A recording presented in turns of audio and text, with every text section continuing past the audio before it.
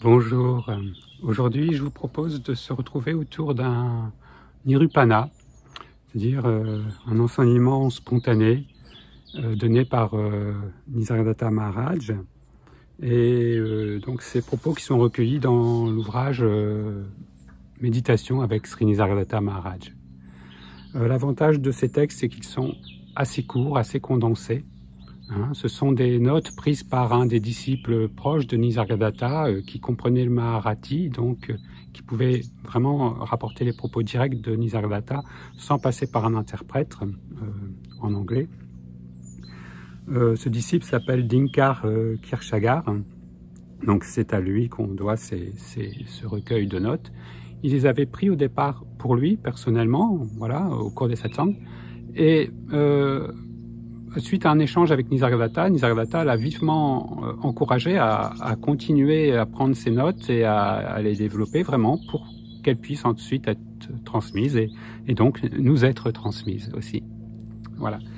Donc, si vous lisez cet ouvrage, vous verrez que on va dire jusque dans les 30 premiers Nirupana, ils sont assez condensés, assez courts, parce qu'en fait, c'était vraiment des notes personnelles.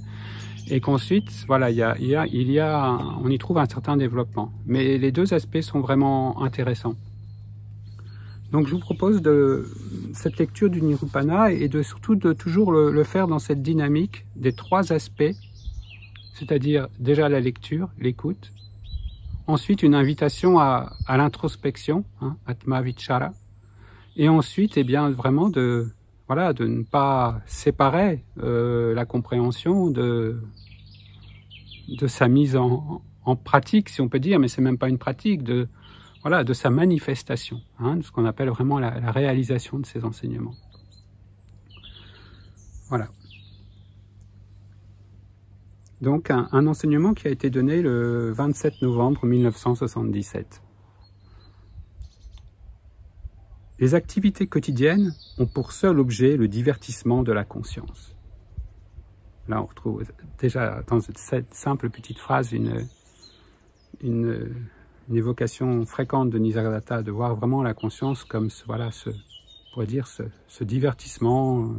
J'aime employer cette phrase aussi de reflet de temps et d'espace, de notre aspect de conscience universelle. La qualité du fruit est liée à la qualité de la graine. Aussi est-il important de porter attention aux bonnes choses. Voilà. Sur quoi portons-nous notre attention? Qu'est-ce que nous nourrissons dans tous les aspects de notre quotidien? Ce qui est vu est le reflet de la propre conscience de celui qui voit. Ce qui perçoit, vous en tant que conscience, et le perçu, l'univers manifesté, ne sont pas différents, ils sont un et uniques. Vraiment cet aspect de la non-dualité. Ce à travers quoi l'espace est créé est en nous, cette conscience, bien sûr. Le mental n'a ni naissance ni mort. Le mental signifie le discours, les pensées. Voilà. Souvent, on a tendance à objectifier ce mental, en faire quelque chose de concret, parce que aussi nous nous identifions à ce mental.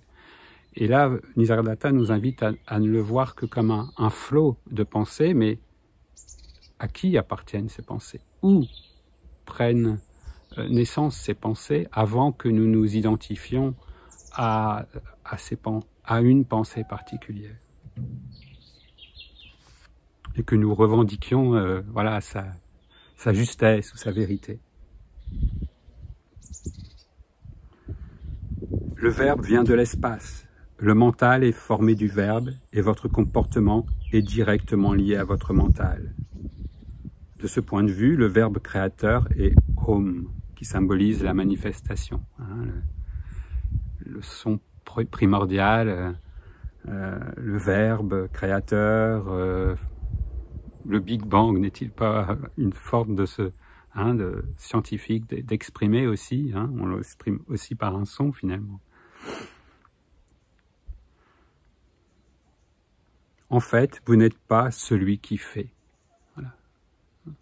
Une invitation déjà aussi encore et encore à sortir de cette appropriation, de cette revendication, et donc après de ce qui en découle aussi, de culpabilité des fois, ou d'orgueil, voilà, si on estime que ce qui est fait ou ce qui est pensé est juste ou pas juste. Et voilà, c'est tout le jeu de la dualité, bien sûr, qui commence là. Vous portez des vêtements, mais vous ne dites pas pour autant « je suis les vêtements ». Et bien là aussi, voilà, faire cette différence vraiment dans tous les aspects, que ce soit le corps, quand on dit des vêtements qui sont portés, mais voilà, le corps physique est lui-même déjà un vêtement. Le corps mental est lui-même un vêtement, le corps émotionnel est lui-même un vêtement, le corps de connaissance est lui-même un vêtement, et même le corps de félicité est lui-même un vêtement. Sur quoi? Qu'est-ce qui est recouvert en quelque sorte? C'est une image encore, mais qui a tout son sens, qui a toute sa justesse. De la même façon, apprenez à dire « je ne suis pas le corps ». Votre forme, si on peut appeler ça encore une forme, est de la nature de l'espace. Voilà. Quelle est la forme de l'espace? Revenir à ce... Très concrètement, c'est aussi là une invitation, ce n'est pas que des mots voilà, prononcés comme ça, et c'est ce qui fait toute leur force, c'est que quand Nisargadatta nous parle, il nous parle depuis cela, et il nous invite à revenir à cela. Il emploie souvent ce terme de graine germée, de graine mise, voilà, qui va œuvrer. C'est comme un réveil, c'est comme une stimulation sur un aspect particulier endormi de l'être, particulièrement à travers chaque individu. Même si c'est un phénomène universel, il s'exprime d'une manière unique, et c'est toute cette beauté là justement qui est à la fois mystérieuse et magnifique, mais que voilà, cette reconnaissance doit en quelque sorte se faire à travers chaque être.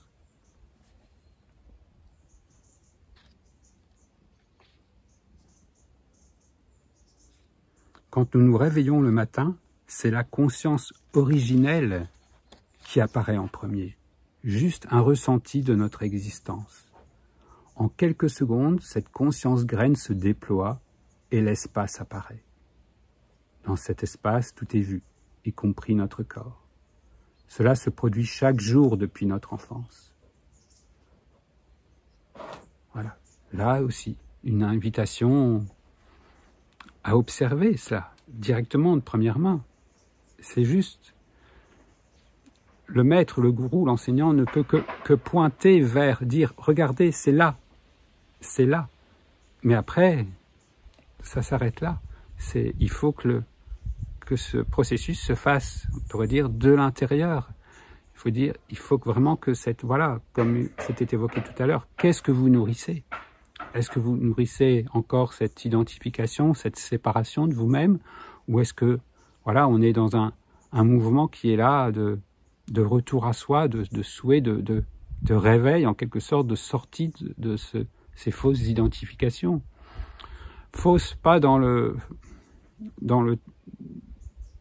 sens de faute ou d'erreur, non.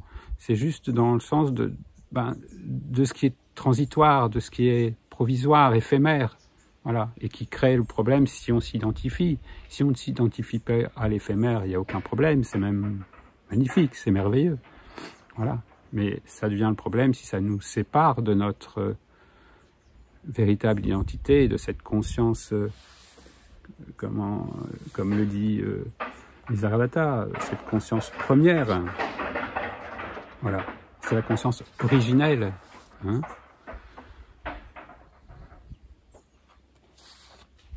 Et ça, voilà, tous les matins, c'est une occasion.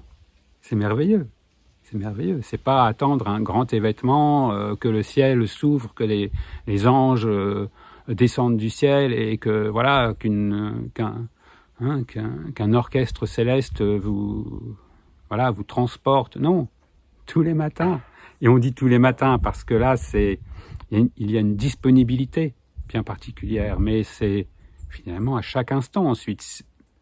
y être attentif le matin va donner aussi une coloration, on va dire, à ce rêve du jour, hein, à ce rêve de la journée, et va permettre, eh bien, même si, voilà, ensuite, l'histoire va demander une interaction et de se considérer par moment, hein, comme un individu, eh bien, voilà, d'avoir toujours cet arrière-plan qui est là et qui est ouvert, qui est spatial, comme l'évoquait Nisargadatta. La spatialité, elle n'est pas là un moment et pas là un moment. La spatialité, elle est là avant. C'est la première expression. Donc, si elle n'est pas là, le reste ne peut pas venir. Donc, c'est pas une invitation à créer quelque chose qui peut être atteint ou autre. Non, c'est revenir, voilà, à qu'est-ce qui est avant. Comme le peintre qui commence par sa grande toile blanche, hein, et qui ensuite va rajouter des couleurs, des formes, eh bien, la toile ne disparaît pas pour autant. Elle est toujours là. S'il n'y avait pas la toile, il n'y aurait pas le décor. Eh bien là, voilà, c'est cette même invitation à revenir, on va dire, dans le décor de notre manifestation, revenir à, voilà, à ce qui est là déjà. Voilà. Parce que cette toile, en fait, bah voilà, on voit aussi qu'elle est toujours changeante. Elle va même créer, voilà, une histoire, un corps, des pensées. Mais ça, c'est transitoire. Et c'était cette toile qui est magique, on pourrait dire, un peu comme un écran d'ordinateur, où voilà, on enlève, on efface et on recommence, et ça recommence, et ça, voilà, et ça revient. Et un cycle, voilà, qui naturellement se fait de cette façon-là.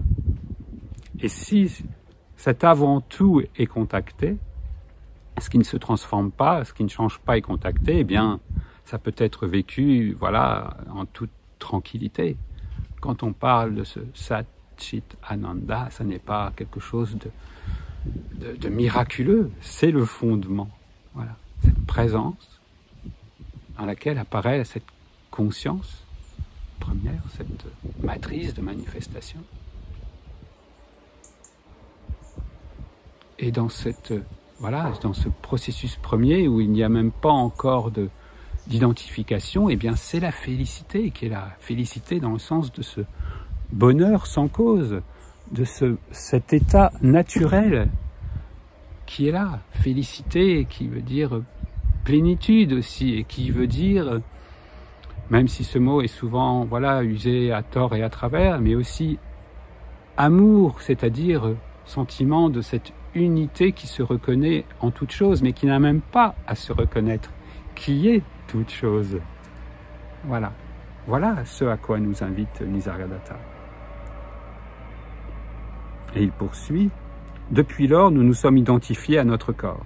Cette impression si profondément ancrée ne peut être rejetée sans la guidance d'un gourou éveillé, c'est-à-dire de celui qui a, voilà, parcouru ce chemin, qui s'est questionné, hein, qui a reconnu sa véritable identité, parce qu'il va pouvoir pointer vers notre propre originelle identité. Voilà, c'est pour cela. Ça n'est pas un pouvoir non plus surnaturel qu'il a, c'est qu'il a parcouru le chemin. Donc se fier à celui, celle, mais finalement c'est la forme que nous prenons nous-mêmes pour nous, voilà, faire de cet écran d'espace et de temps quelque chose qui pouvait nous perdre. Eh bien non, ça va être aussi justement là sa vraie dimension, de nous permettre de nous reconnaître. Voilà, en nous disant, regarde là, regarde, pointe vers, observe, ne te laisse pas distraire, mais fais bon usage de cette manifestation et de cette conscience manifestée pour t'y reconnaître. Et qu'est-ce qu'évidemment va nous dire le gourou, l'enseignant? Il va nous inviter à prendre conscience que, oui, je ne suis pas le corps, je suis la conscience dans ce corps, je suis ce qui donne forme. Hein. C'est pas non plus une conscience enfermée dans le corps, mais c'est ce qui anime, et c'est ce qui est finalement le principe de ce corps, de cette manifestation. Voilà, tout est cette manifestation, cette conscience en mouvement. Toute manifestation est cette conscience en mouvement. Cette conscience est première, ce n'est pas le corps qui est premier, ce n'est pas la matière qui est première. Et ça, c'est un renversement total de notre vision du monde, et en tout cas de la vision du monde la plus couramment admise.